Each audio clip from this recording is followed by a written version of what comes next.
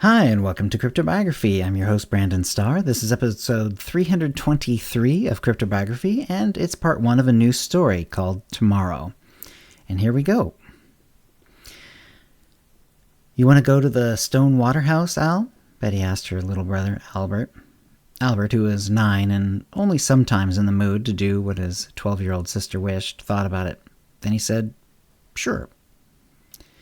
"We're going to the stone waterhouse, Mom," Betty called out. Their mom was doing some chore time, making some work gloves from the town's leather. She was good at it, and no one could make better.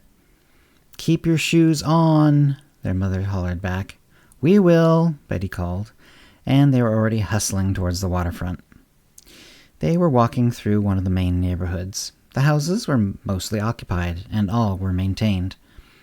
Betty could see 3 adults working on the roof of one of the houses as they passed it. The kids waved, and the adults waved back. This might have been chore time for some of them, but likely it was just their regular life's work. Betty was still learning all the little ins and outs of the adult world and saw it from an outsider's perspective. She still helped when the family asked her to aid in chores which were appropriate for her age, as did Albert. Betty hoped to study biology and farming, or at least that was her interest for the last few months. It had changed, as it will at that young age. Regardless, it was her interest now, and she looked closely as they passed multiple gardens in front of nearly all the houses. Even the unoccupied houses mostly had gardens, which were maintained by adults who made farming or gardening their life's work. Though the gardens were mostly fruits and vegetables, most people found places to add plants that were there primarily or exclusively for aesthetic reasons. Betty could tell the unoccupied houses, as anyone could, because the gardens were exclusively devoted to food growth and also had much more corn and sometimes even wheat. Still, she found these yards beautiful anyway. They continued down to one of the only parks in the town, which not only had open spaces, but some of the only maintained grass. None of the houses had any. If someone wanted to throw a ball around, or exercise, or play some other outdoor game, the park was close by and maintained as well as possible. There were no motorized lawnmowers. Once the fuel had become scarce, the push mowers had been gathered and maintained by those whose life's work was doing mechanics and machining. It took a fair bit of effort to keep the grass cut in the parks with push mowers, so it was a common chore item. However, there were a few people who chose life's work of such simple but useful activities. This was another reason private lawns were nearly absent from the various yards. Most people, as Betty knew, thought of private lawns as a rather ugly luxury, not actually necessary since there was a public lawn nearby and using valuable garden space. They wandered through the park, enjoying the grass, even through their shoes, and looked around and waved at various kids they knew.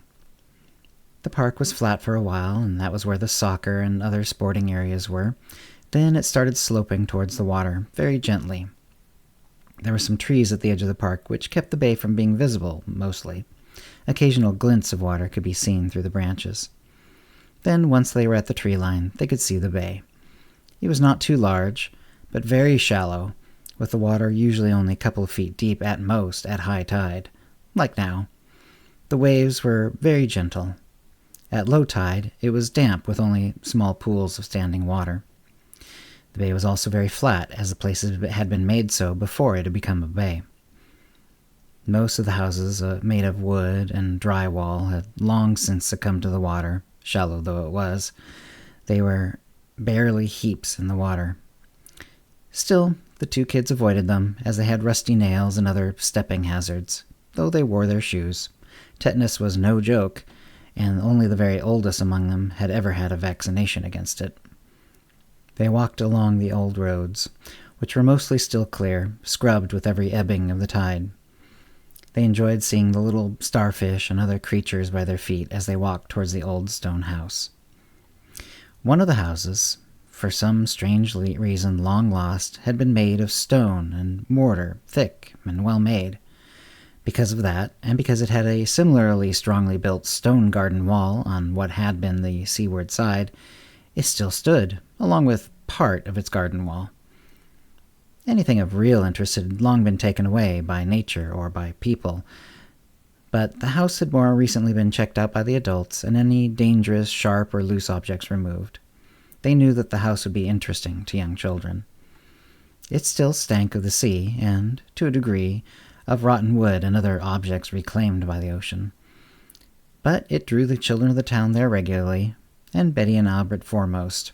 They loved going there, walking up to the relatively untouched second floor and looking out at the ocean and back at the town, think of the people who had built it and lived in it and loved in it and had families in it, and had a town all around their strange stone house, which was now gone, claimed by a hungry and growing sea.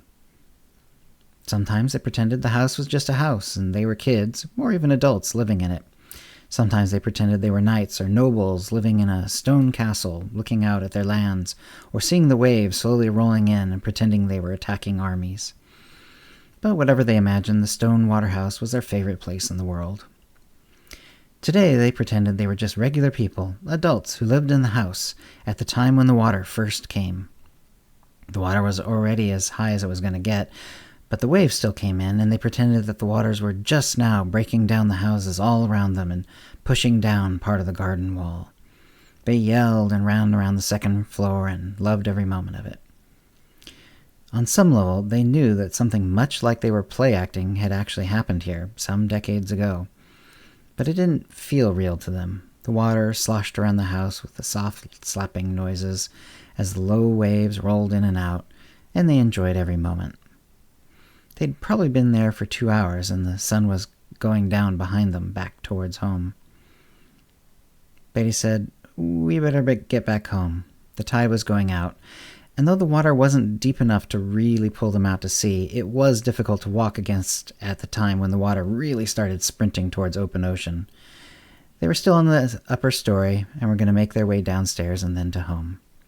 She took one more look out towards the ocean and saw something strange.